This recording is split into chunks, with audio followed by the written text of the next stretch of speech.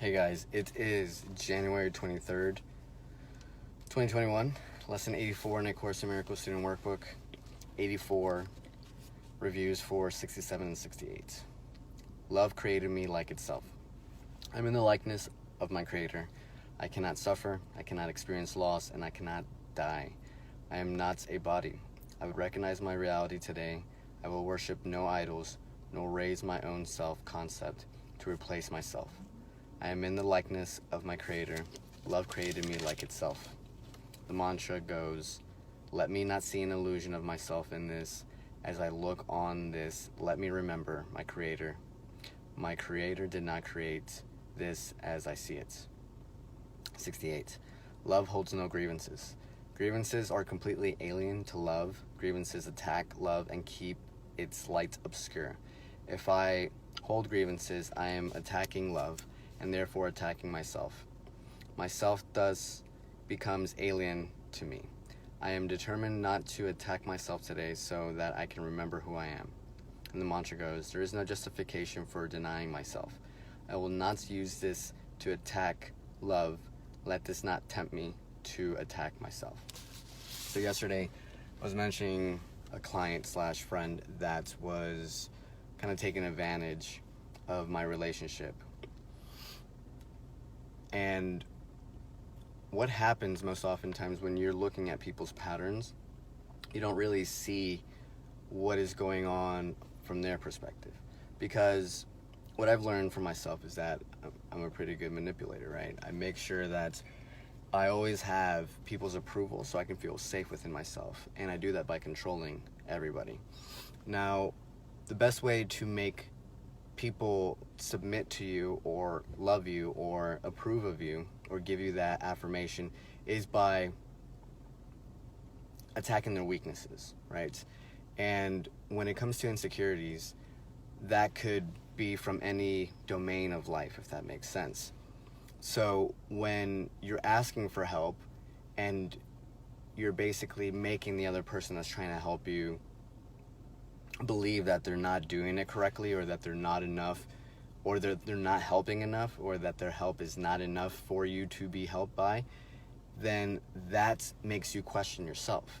And when we're looking at the laws of the mirror, if there is something there that people want to change in you, or if they judge you, or if they do something that hurts you, that's something that you need to work through yourself. If there's something that people are trying to change in you or judge you by, and it doesn't bother you, that's something that's a part of them. Now, again, you have that space to realize where you're coming from, okay?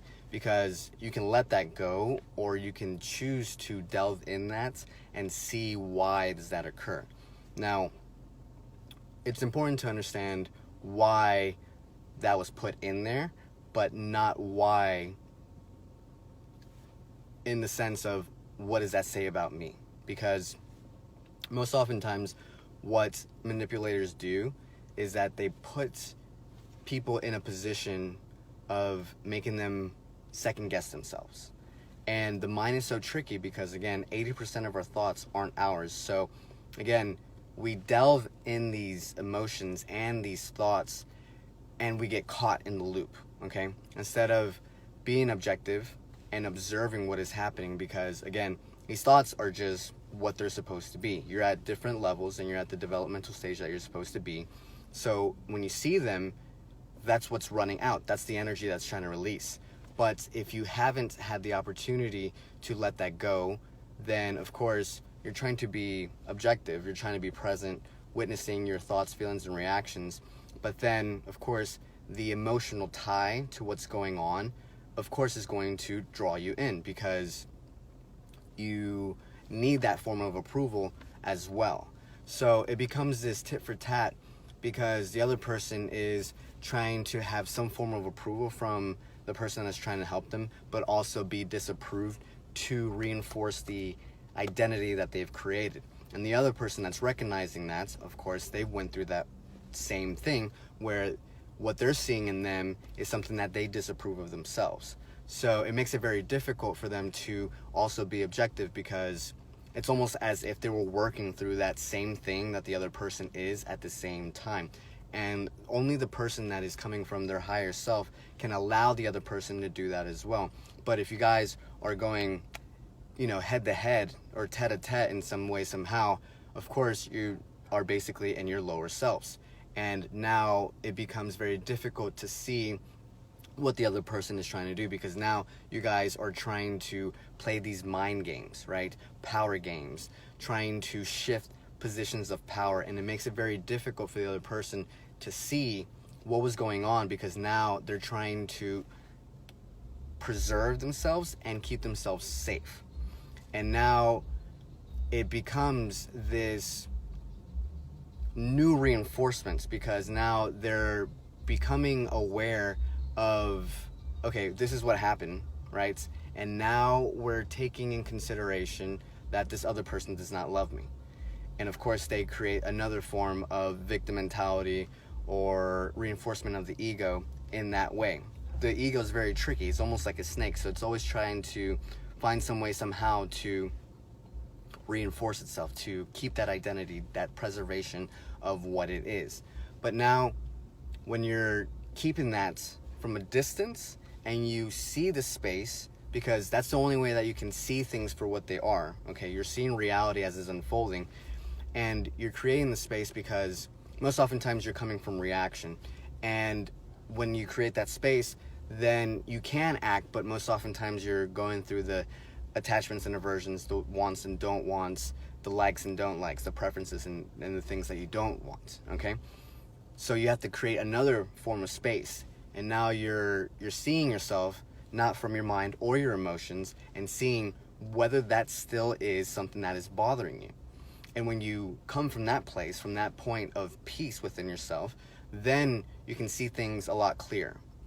Because at first you didn't, and of course that just needed to work out, right? That needed to come out because that was something that was stuck inside of you, but it doesn't mean anything. Because what happens is that you feel like, oh my God, like what is going on within myself, even though I've worked so hard on myself, that this happens again.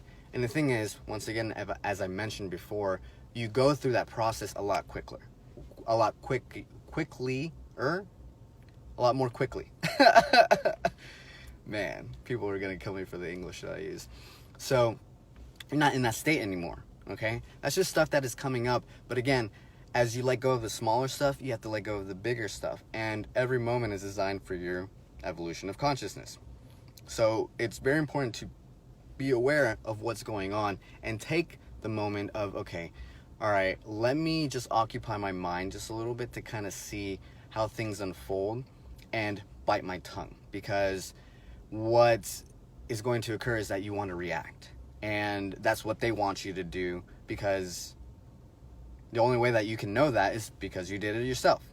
So being able to recognize that pattern in someone else is very important for your own self to not fall in that same pattern. But of course, that takes a lot of self-awareness as you explored and discover, and then of course you understood why that happens and why you wanted that form of approval, because now you're giving yourself that form of approval, that form of love that you didn't have before, okay?